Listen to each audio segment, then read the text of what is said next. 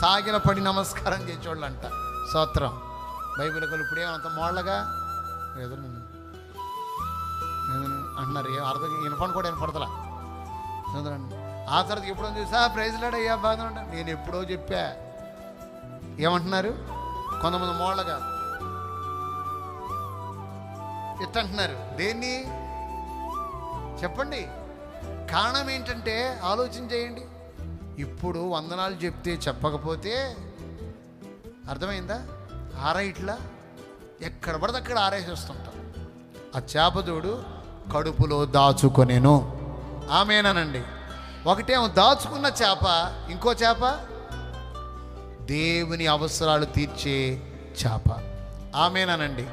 సంఘములో అనేకులు ఇలా చేపలలాగా లేపబడుదురుగాక. చేతులెత్తి ఒకసారి గట్టిగా హల్లెలూయా చెప్పండి.